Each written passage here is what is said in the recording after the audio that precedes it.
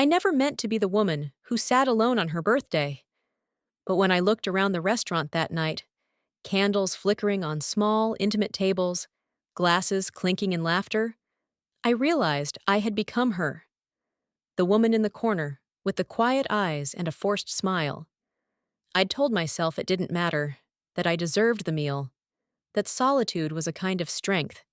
It was a little Italian place tucked between a florist and a locksmith. My ex-husband used to say it was too quaint, but I liked the way it smelled like garlic and old wood. The hostess greeted me politely but without warmth, probably wondering who chooses to dine alone on a Saturday night, much less their own birthday. I hadn't told her, of course. Some things feel more shameful when said aloud. I ordered a glass of house red and their signature pasta. Around me, couples leaned into one another, sharing stories I'd never hear. Two women at the next table were celebrating a promotion. They wore matching lipstick and held each other's hands across the breadbasket. I told myself not to look twice. Halfway through my entree, I remembered how birthdays used to be. My sister would bake a cake from a box, always vanilla with too much frosting. My mother would call early and forget my age by a year. Back then, even small gestures felt like love. Now, love felt like something I'd rented once and failed to return. I took a final sip of wine and folded my napkin carefully. When the waitress came around, I smiled and said, "Just the check, please." She paused. Her name tag read Merci. She was young, barely out of college, I guessed.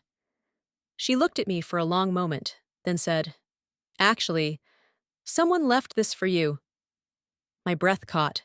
She handed me a small envelope, cream-colored, unsealed, my name written in ink I didn't recognize. Just Claire. My first name. Not Miss, not Mrs., just Claire. My hands trembled, though the restaurant was warm. I stared at the envelope, its creamy surface slightly smudged from Marcy's fingertips. There was no stamp, no indication it had come through any channel but human hands. "Someone left this for you," she'd said. "But who?" I looked around the room again, slower this time. No one was watching me. No one looked recently departed. It felt impossible that I could have missed someone. But then again, I'd spent most of the evening locked in memory, not observation. I opened it. Inside was a single folded note on thick paper. Not lined. The kind people used before emails replaced courtesy. The handwriting was neat. Mail, maybe. All caps, but measured. I read it 3 times before I let it settle. "Claire, you don't know me yet, but I know enough. You are not forgotten tonight. There's more waiting. If you're ready, look behind the painting in your hallway." A friend. My stomach dropped. I folded the note slowly, then quickly, as if somehow folding it would erase what it had stirred. It wasn't romantic. It wasn't threatening. But it wasn't nothing. There were a dozen explanations, none of them satisfying. A prank? An elaborate kindness? Someone mistaking me for someone else? And yet, my name was right there. Claire. I left cash on the table, too much, and thanked Marcy with a nod I couldn't quite make sincere. I walked to my car in a fog, clutching my coat tighter than the wind required. Every step from the restaurant to the parking lot felt like part of a story I wasn't in control of. And when I got home, when I clicked on the hallway light and stared at the painting of the foggy harbor that had hung by my door since before the divorce, I hesitated. I'd never looked behind it. Not once. It wasn't even crooked. Still, with a shaky hand, I lifted it off its nail. The back of the frame was unremarkable, but nestled between the frame and the wall was a small plastic envelope. Taped. Inside, another note, and a key. This note was shorter. "Use the key on the blue box. It's in the attic. You locked it away 10 years ago." I gasped. Because I had. I remembered that box. I'd put it there the year I turned 40, when things started falling apart with Lewis. I hadn't thought of it in years, but someone had. The attic was exactly as I remembered it. Still, cold, and stale, with the scent of insulation and forgotten things. The single bulb buzzed above me, casting a weak yellow light that made every corner seem farther away than it was. I hadn't been up there in years. Not since I'd boxed up Lewis's last letters and sealed them with a piece of tape that had long since browned at the edges. I spotted the blue box right away, wedged behind a rusting fan and a plastic bin of Christmas decorations. It was heavier than I remembered, though I couldn't say whether it was the box or just the weight of what it represented. I set it on the floor near the attic's center beam, knelt beside it, and hesitated. The key from the hallway note slid easily into the lock. It clicked. Inside, I found layers. Not just items, but memories. Some gentle, most jagged. The first thing I saw was a photograph. Me and Lewis, taken on our anniversary trip to Ashland. We were holding hands. I remembered the moment, but not the smiles. They looked borrowed. Next to it, a folded newspaper article, one I had clipped the week my mother passed away. She had told me, the last time I saw her, "You don't have to carry it all, Claire. You just think you do." I'd written that quote on the back in ink, now so faint I had to squint to read it. Then I found the journal. I'd kept it the year things got the worst. I had written things I never said out loud. Not to Lewis, not to my sister, not even to myself when the mirror stared back. I opened to a random page and saw my handwriting shake across the paper. If I disappear, I wonder how long it would take anyone to notice. I'm not saying I want to vanish, but I'm also not convinced I wouldn't. My breath caught. I hadn't remembered writing that. But I had. It was real. And someone else had known this box existed. Someone had known what I tried to bury, and wanted me to see it again. Near the bottom, under the journal, was something new, something that didn't belong to the past. Another envelope. This one was clean, fresh. My name was written the same way, uppercase, deliberate. Inside was another note, but this one included a photograph. The photo was of me, at the restaurant, that same night, taken from outside, through the window. The note beneath it said, "Pain unspoken becomes pain repeated. You were seen. You still are." I dropped it. My hands shook too much to hold it. Was this person watching me? Helping me? Was this a kindness or a threat cloaked in empathy? Whoever they were, they knew things no one else should. Things about Lewis, about the journal, about the way I used to think when no one else cared to ask how I was. A shiver rippled through me. I packed the items back into the blue box, save for the new envelope, and locked it again with trembling fingers. I didn't sleep that night. I didn't sleep that night. Not even for a moment. I lay in bed with the envelope resting on the nightstand, like it might whisper something new, if I stared long enough. The house creaked the way old houses do, but each sound now felt deliberate, personal, as if it were no longer wood settling, but someone settling in. At 5:30, I gave up. I brewed coffee I wouldn't drink and sat in the living room, journal in my lap, pen untouched. My thoughts tangled. The photo had been taken from outside the restaurant window, which meant someone followed me there, watched me sit alone, waited for the exact moment to send the letter through the staff. Why? Was it revenge? Regret? Someone who knew Lewis? Someone who knew me from before? The next logical step was to investigate. But how does one investigate a ghost? I started where I knew I shouldn't. Social media.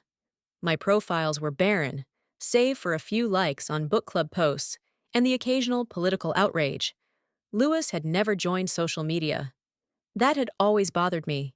He said privacy mattered more than connection. I believed him then. Now I wondered if that had simply made hiding easier. I searched my maiden name, Claire Dunning, and got a few results, mostly outdated mentions in genealogy boards. But when I searched my married name, Claire Westwood. A link caught my eye. A blog. The letters we never send. The site was minimalist, anonymous, dozens of entries written in the second person, like the author was speaking directly to someone. Some were gentle, others brutal. But one post stood out, dated just 3 weeks prior. You said you couldn't bear to be looked at, even with love, especially with love. I understood too late. I watched you leave that night and said nothing. I told myself it was kinder. I knew those words. I remembered that night. I had left the beach house after Lewis told me, coldly, that he didn't love me anymore. But that wasn't the worst of it. The worst was that he hadn't even argued when I packed my bag. He hadn't followed. Hadn't asked me to stay. That night, I'd walked out onto the sand alone and whispered to the stars that someone, anyone, would miss me. And now someone was writing as if they had been there, as if they'd heard. My stomach dropped. I left a comment, masking my nerves. Was this meant for someone in Ashland? It was deleted within minutes. I tried tracing the domain registration, but it was private, scrubbed clean. Who were they? I called Mara, my sister. I hadn't spoken to her in nearly a year. She picked up on the third ring, her voice flat but not cold. We exchanged small talk that felt like a tightrope. Then I asked the question that had been haunting me. Mara, do you know if Lewis kept in touch with anyone from my side of the family? Silence. Then a sigh. There was someone, she said. A man who worked with him, I think. He called here once, looking for you. I never told you because, well, you weren't ready to talk about Lewis back then. What was his name? I think it was Daniel. Or maybe Dean. I can check the caller ID history. My heart jumped. I didn't know a Daniel, not closely. But someone had been looking for me.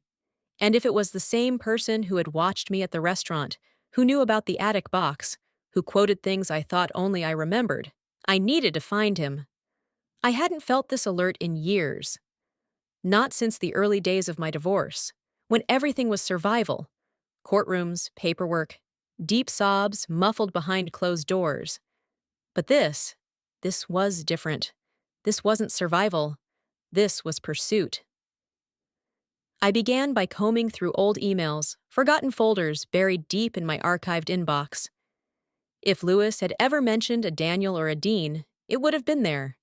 My hands trembled more from caffeine than fear, and I pushed through the fog of years. The memories came in uninvited waves. Lewis reading emails over my shoulder, Lewis silencing my phone, so we could have peace. Lewis deleting messages he deemed irrelevant. I never realized how much of my world he filtered before I even saw it. At last, in an old sent folder titled Lewis Legal, I found a message. It was dated 8 years ago. The subject line, Ref. Daniel Moore. My breath caught. The email had been sent by Lewis to someone named Donald Kingsley, his attorney. The man I told you about, Daniel Moore. He's contacted Claire's sister again. Claims he used to know her before the marriage. I've warned him to stop. Let's discuss restraining options if needed. I stared at the screen for minutes. He lied. Lewis lied to protect me from a man I'd never even met. Or maybe to protect himself from the truth someone else wanted to share with me. Who was Daniel Moore? I searched his name. The internet gave me thousands of options. I narrowed it down to our state, then our county. Eventually, I found a LinkedIn profile. Daniel Moore, freelance photojournalist. Location, Ashland, photojournalist. That explained the angle of the shot from the restaurant window. I sent a message before I could overthink it. Daniel, I think we need to talk.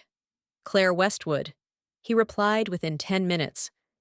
I've waited a long time to hear from you. Tomorrow, 10 a.m., the old greenhouse on Finch Street. You'll understand when you get there.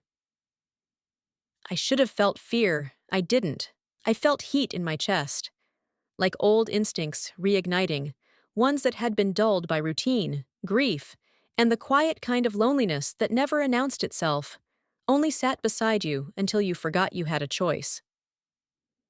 The next morning, I stood outside the greenhouse. The building had once belonged to the Jensen family, back when their flower shop was a fixture downtown. Now it was abandoned, weather-beaten. The paint curled at the seams like paper left in the sun too long. Daniel was already there. He was in his late 40s, maybe early 50s, weathered in a kind way, clean-shaven but unbothered by detail. When he saw me, he didn't smile. He just stepped aside and gestured toward the door. "You should see this before we talk," he said. Inside, it was humid. Dust and time clung to everything. On a table beneath the broken skylight sat a stack of photographs. Dozens of them. All of me. Me in the grocery store. Me walking my dog from 5 years ago. My late dog. Me crying in my car, parked behind the post office. I nearly fell backward. "What is this?" "It's not what you think," Daniel said softly. "I didn't take most of these, but I found them, and once I did, I knew I had to reach you." "Who took them?" I asked, breathless. He lowered his gaze. "Louis." I stood frozen, the weight of the photographs pressing down on me. Each image was a silent testament to years of surveillance, of a life lived under an unseen lens. Daniel watched me, his expression a mix of empathy and urgency. "Claire?" he began gently. "There's more you need to know." He led me to a worn satchel, pulling out a leather-bound journal. "I found this among Louis's things. It's disturbing." I hesitated before opening it. The pages were filled with meticulous notes, dates, times, locations, all detailing my daily routines, interactions, even thoughts I had confided only to my diary. Louis had been documenting my life with an obsession that bordered on pathological. Tears welled up as I read entries that recounted arguments, my moments of vulnerability, even private conversations with friends. It was as if he had been trying to rewrite our history, to control the narrative of our lives. Daniel placed a comforting hand on my shoulder. "I believe he was preparing to use this against you, perhaps in court or to manipulate those around you." I nodded, the pieces falling into a grim puzzle. "He always needed control. Even in our happiest moments, there was an undercurrent of dominance." Daniel's gaze was steady. "There's something else. I found correspondence between Louis and a man named Victor. They discussed methods of psychological manipulation, ways to isolate and gaslight. It seems Louis was studying these tactics, perhaps even applying them." The revelation was a dagger to the heart. The emotional turmoil, the self-doubt, the estrangement from loved ones. It hadn't been coincidental. It had been orchestrated. I clenched my fists, anger rising. "He stole years from me, twisted my reality." Daniel nodded. "But now you have the truth, and with it, the power to reclaim your narrative."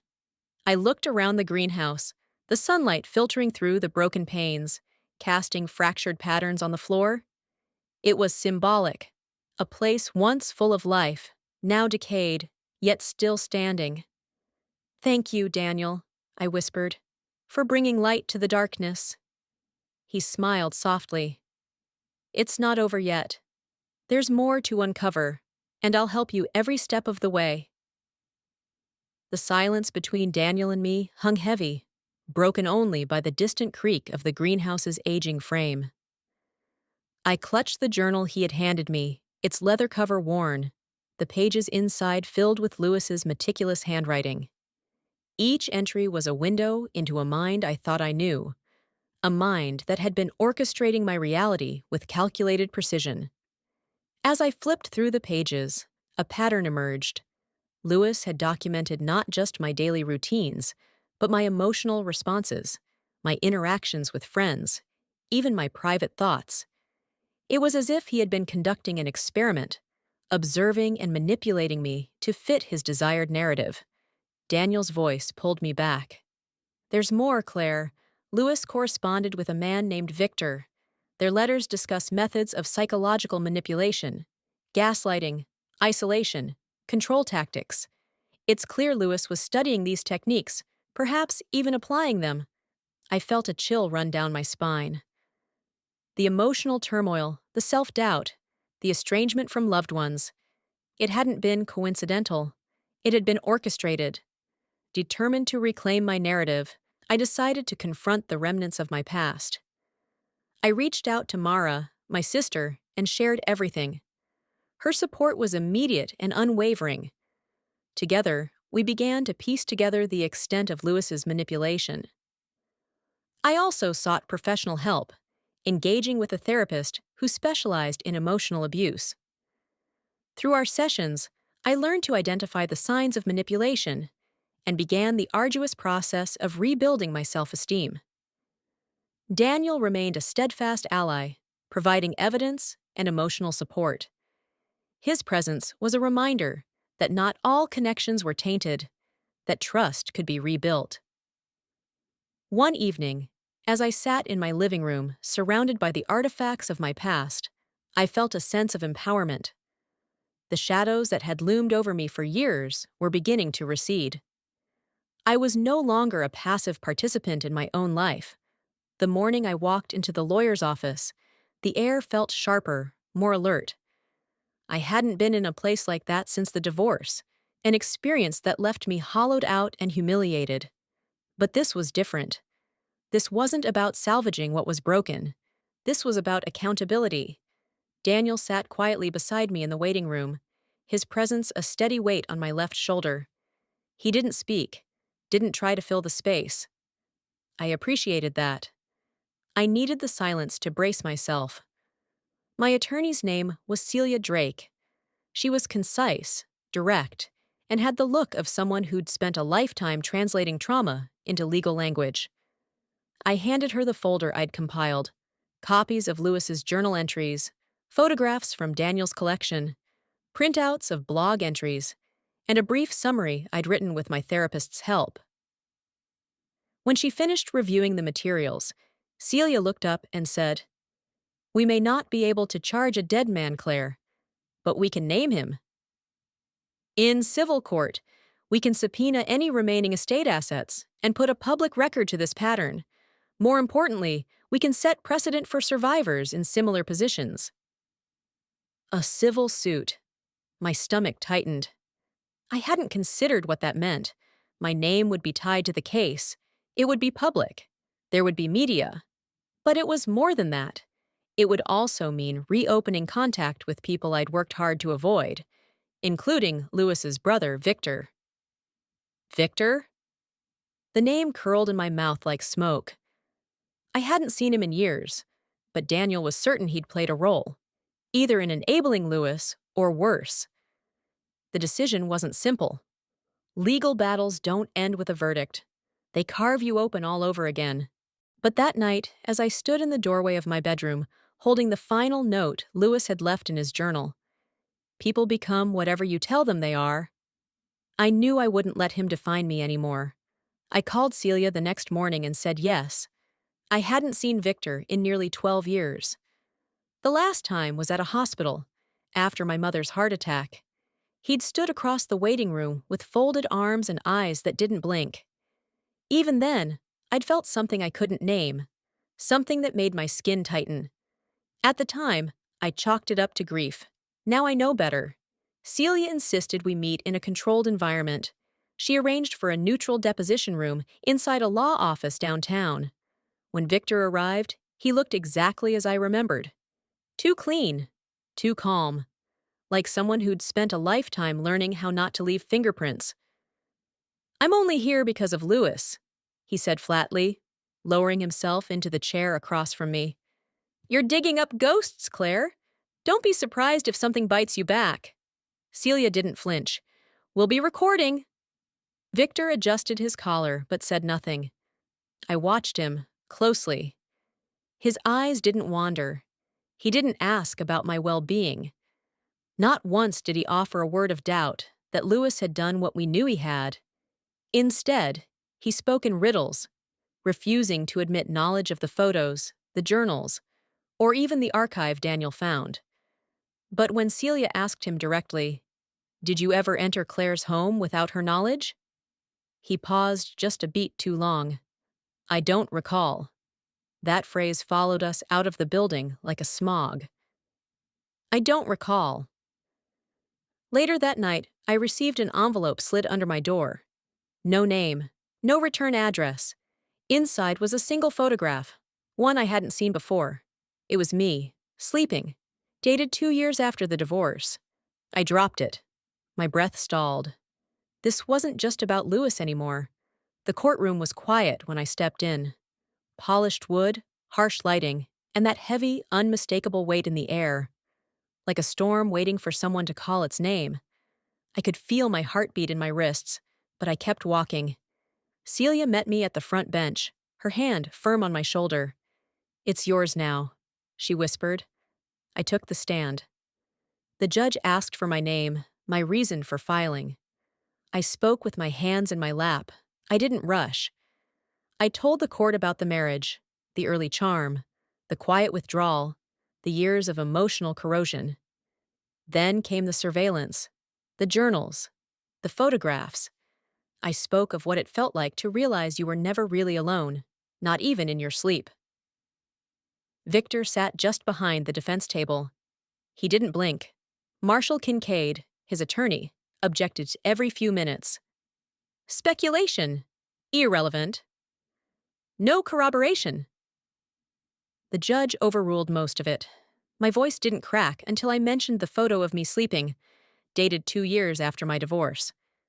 Celia passed me a tissue without a word. When cross-examination came, Kincaid did what I expected. "Are you sure the photo wasn't planted? That Daniel didn't fabricate the archive for attention? That your memory, clouded by grief, hasn't distorted events?" I looked him dead in the eye. Number I'm not sure of a lot these days, but I am sure that I wasn't crazy. And I'm not lying. Outside, the air tasted like freedom and fire. Reporters waited, but I didn't speak. Not yet. Mara was there, and Daniel too. I hadn't known what I needed from them, only that I couldn't have done it without them. 2 days later, the verdict came. A settlement awarded, an apology demanded in writing, and Victor's assets partially frozen pending further investigation. Celia called it a win, but to me, it was something more precise. It was a reckoning.